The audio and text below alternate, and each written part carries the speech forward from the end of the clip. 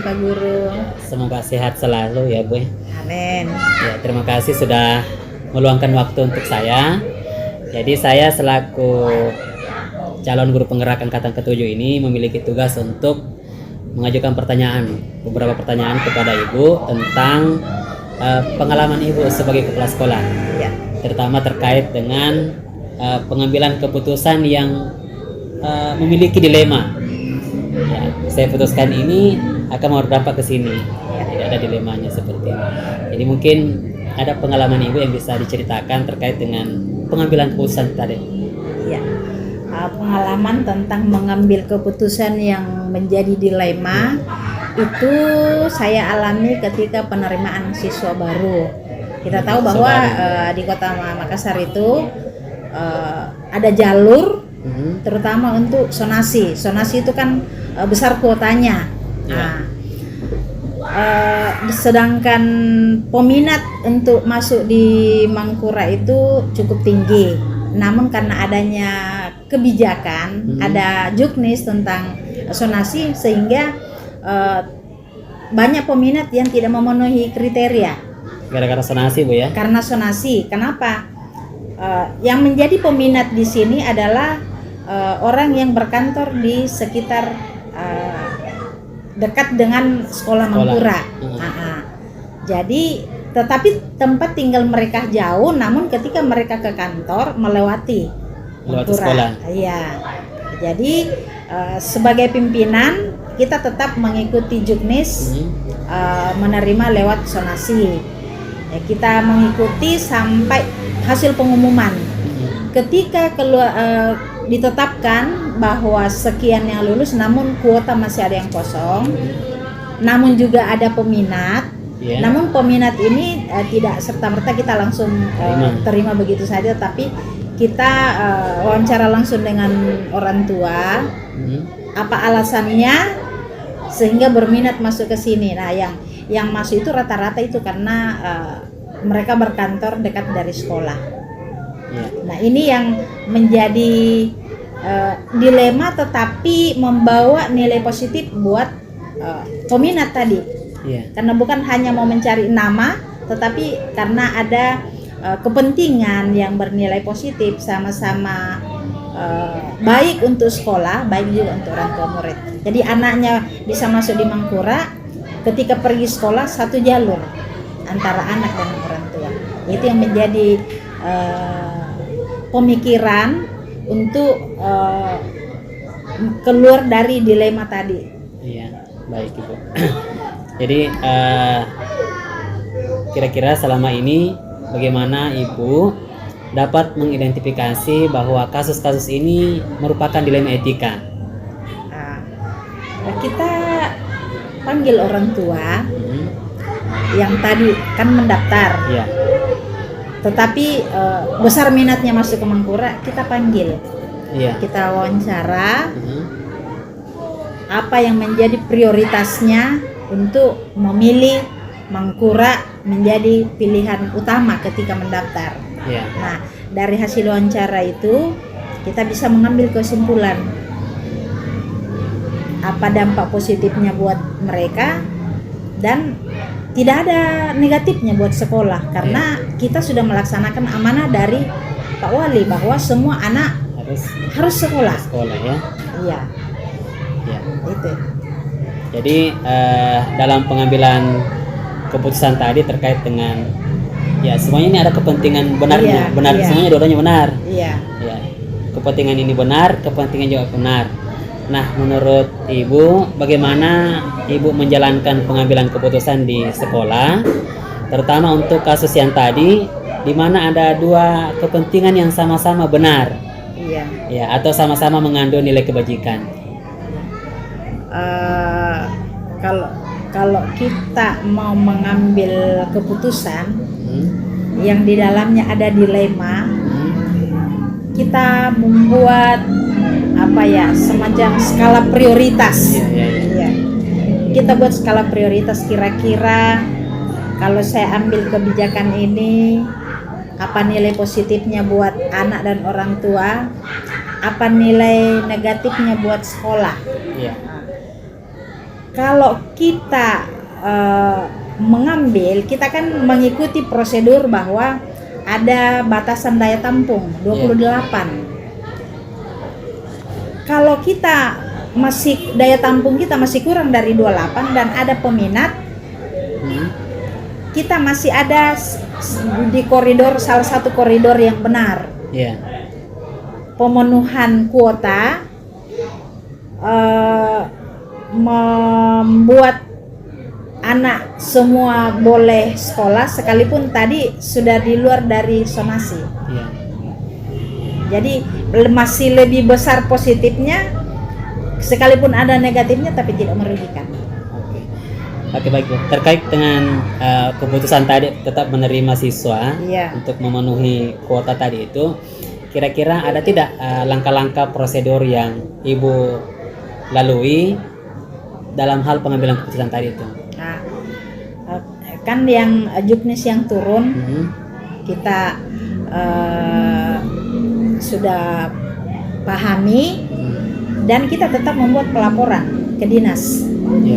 Jadi apa yang kita lakukan di sekolah, kita buat pelaporannya bahwa ketika mendaftar ada pengumuman sekian yang lulus, masih ada peminat yang tidak masuk kategori, tetapi setelah kita adakan wawancara pendekatan emosional kepada orang tua murid, ya ternyata memang minatnya untuk kesini dan meringankan dari segi waktu, dari segi biaya, dan kita tidak melebihi kuota.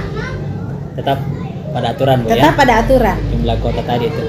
Nah, dalam pengambilan keputusan ada tidak yang menurut Ibu yang paling efektif? Ini efektif dalam pengambilan keputusannya seperti ini atau seperti apa itu? Yang menurut Ibu ini efektifnya pengambilan keputusan seperti apa?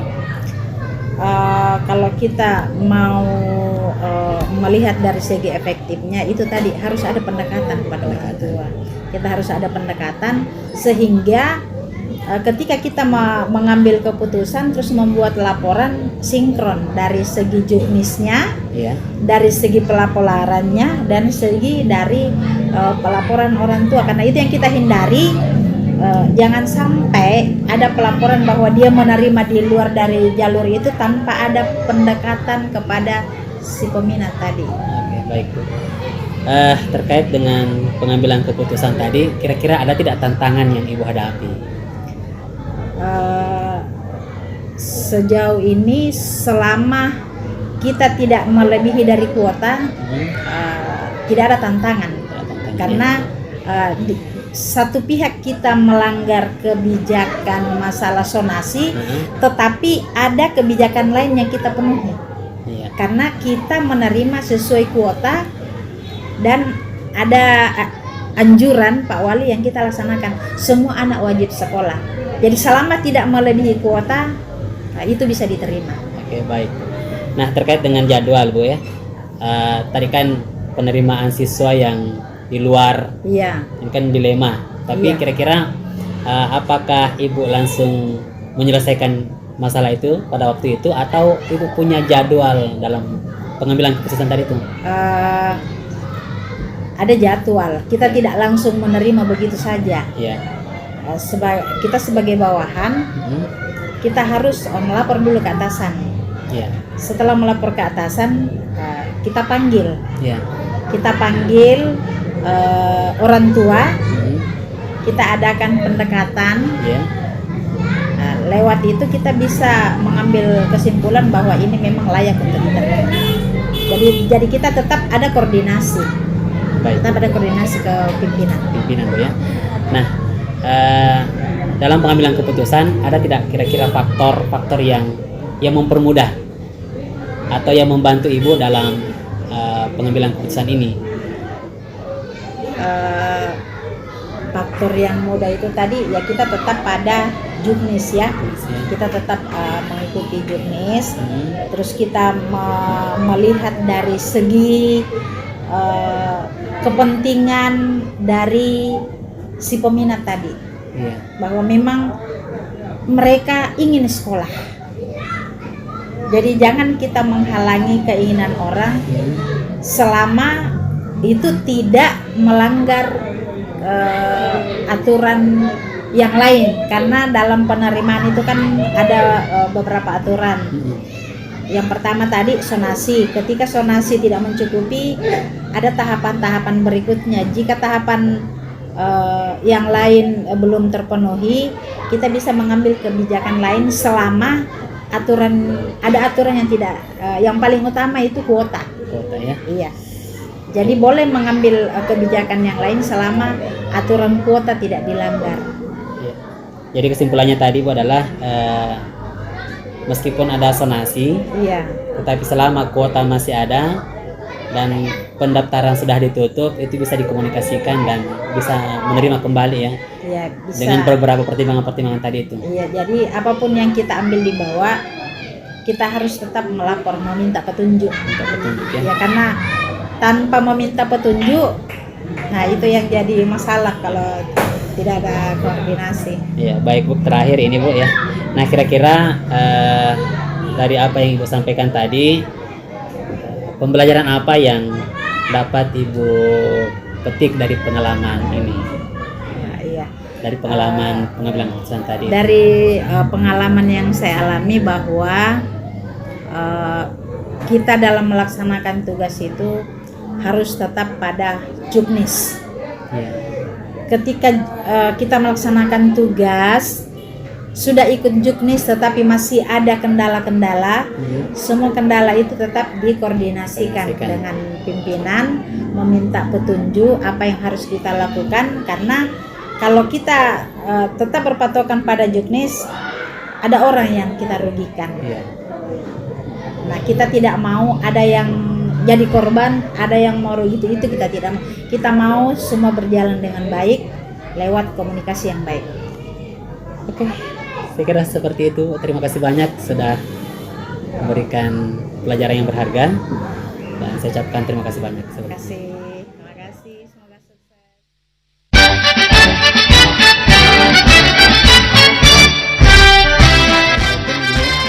Assalamualaikum warahmatullahi wabarakatuh. Baik Bu, terima kasih sudah meluangkan waktu untuk saya. Semoga Ibu senantiasa sehat selalu Bu. Ya, terima kasih. Semoga kita semua dalam lindungan Allah SWT sehat selalu. Baik Bu, saya selaku calon guru penggerak memiliki tugas untuk mengajukan beberapa pertanyaan kepada Ibu tentang pengalaman Ibu sebagai kepala sekolah, terutama terkait dengan pengambilan keputusan yang memiliki dilema. Nah, mungkin Ibu bisa menceritakan pengalamannya selama ini yang pernah mengambil atau mengalami sebuah pengambilan keputusan yang memiliki bersifat dilema itu Bu. Salah satu contoh kasus yang saya angkat di sini kemarin yang terjadi itu antara orang tua dengan siswa. Terjadinya itu ada orang tua yang pada saat itu merasa anaknya selalu disolimi selalu sama siswa. Akhirnya orang tua tersebut marah karena mungkin sudah sampai bukan dipukul, didorong kepalanya mungkin. Nah, sampai terjadi saat itu orang tua tersebut merasa, orang tua anak tersebut, siswa tersebut itu merasa keberatan, sampai hampir sudah ada yang melapor. Tapi alhamdulillah saat itu karena kasus tersebut saya tangani dengan cara secara persuasif saja. Persuasif ya. Persuasif. Baik Bu. Nah, terkait dengan masalah ini, kira-kira bagaimana Ibu dapat mengidentifikasi bahwa kasus ini merupakan kasus dilema etika Bu?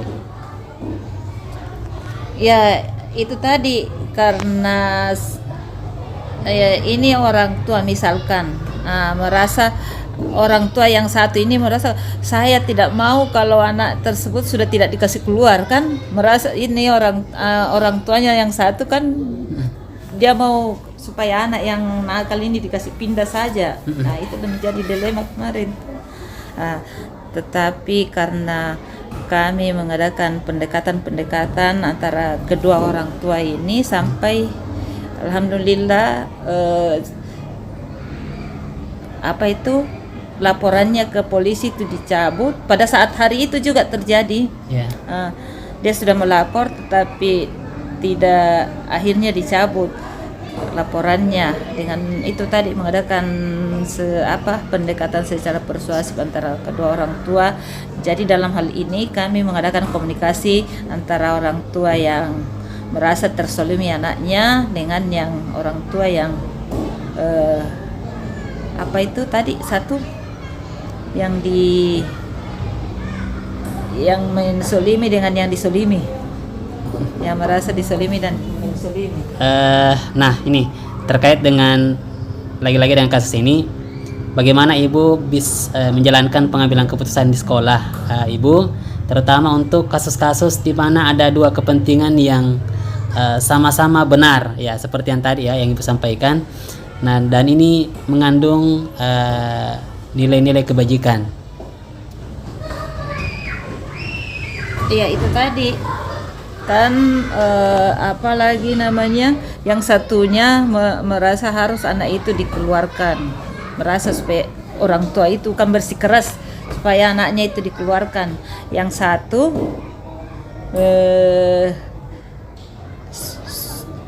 satunya itu melapor tadi, tetapi dengan apalagi namanya pada saat itu merupakan sangat dilema sebenarnya. Memang kita karena mau apalagi ini anak yang mengalami apalagi yang merasa disolimi tadi itu, anaknya anak yang kecil, terus itu yang anak satu ini memang dia sering mengganggu temannya dalam kelas karena dia anak yang berkebutuhan khusus. Jadi itulah tadi salah satunya harus menjadi perhatian sama gurunya. Kemudian itu tadi kasusnya harus diselesaikan pada saat itu, harus benar. Itu tadi karena dia merasa harus keluar ini anak-anak. Jadi saya bilang kalau begitu saya harus kasih keluar dua-dua. Mana kita mau? Saya kasih keluar dua-dua karena dilema atau dia bilang kan bukan anak saya yang salah, bukan apa mesti saya yang dikasih keluar. Dan ini juga Bapak kan sudah tahu, sudah disampaikan bahwa anak tersebut ini kan anak yang mengalami kebutuhan khusus. Baik Bu. Nah, kira-kira Ibu punya langkah atau prosedur seperti apa Bu yang biasa Ibu lakukan dalam pengambilan keputusan? Artinya langkah-langkah yang biasa Ibu lakukan ketika ingin mengambil sebuah keputusan. Yang perlu diperhatikan di sini, kita harus memperhatikan apa dampaknya ke depan bila itu keputusan itu kita ambil, dampaknya yang ke depannya. Kemudian di sisi yang lain juga kita harus menegakkan aturan itu ya, kalau dia salah. Kemudian yang ketiga itu dalam hal ini harus kita bijaksana dalam mengambil membijaksanai bagaimana supaya kedepannya anak ini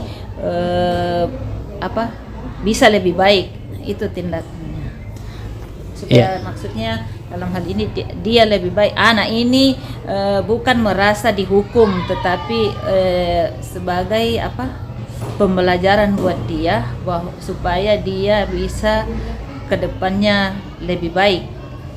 Jadi tidak ada yang dirugikan dalam hal ini. Iya, baik Bu. Nah, dalam pengambilan keputusan Ibu, apa saja yang selama ini Ibu anggap efektif dalam pengambilan keputusan? Kalau tergantung kasusnya, apakah kasus itu bisa diselesaikan pada saat itu dan diselesaikan sendiri. Ya, bagaimana caranya? Kalau misalnya bisa diselesaikan pada saat itu, langsung selesai saja. Kalau memang itu tidak bisa, ya mungkin kita ada musyawarah dengan guru. Kita mencari cara-caranya, secara apa yang harus kita lakukan bersama supaya anak ini nanti, karena dalam hal ini kan kita ini sebagai orang tua kedua di sekolah itu harus bagaimana anak-anak ke depan itu supaya tidak ada namanya anak-anak dihukum tapi dalam hal pembelajaran. Belajar tidak dihukum secara fisik atau apa sih. Pada saat pengambilan keputusan, kira-kira ada tidak yang menjadi tantangan Ibu dalam pengambilan keputusan tadi itu? Ya itu tadi, kita kadang-kadang kita sudah anggap benar, tetapi ada yang masih bagaimana di lain pihak itu kita sudah bilang harus begini, dan sebenarnya tidak ada cara yang sebenarnya itu kurang efektif, tapi pada saat itu yang harus kita lakukan. Dalam pengambilan keputusan, kira-kira selama ini apakah Ibu punya jadwal tertentu atau seperti apa Bu? Ataukah Ibu langsung saja menyelesaikan di tempat? Ya, atau memiliki sebuah jadwal untuk menyelesaikannya, bentuk apa atau seperti apa Bu? Kalau kasus yang saya sebutkan tadi itu tidak boleh kita tunda-tunda, harus diselesaikan pada saat itu supaya tidak merembes lagi. Nah, dalam pengambilan keputusan, apakah ada faktor-faktor lain atau ada seseorang yang membantu Ibu dalam pengambilan keputusan ini tadi? Tidak ada. Langsung Ibu ya? Langsung saya sendiri yang selesaikan. Oke, baik Bu. Nah, terakhir dari semua hal yang disampaikan tadi, kira-kira pelajaran apa Bu yang Ibu dapatkan dari kasus yang Ibu ceritakan tadi? Dalam hal ini karena inilah hubungan komunikasi kayaknya komunikasi kurang ini tadi sampai terjadi hal-hal tersebut. Jadi dalam hal ini harus perlu kita itu selalu bersinergi antara orang tua, guru dengan siswa. Ketiga komponen ini harus selalu bersinergi, berkolaborasi Bu ya. Berkolaborasi, betul. Oke, baik Bu, terima kasih atas waktunya.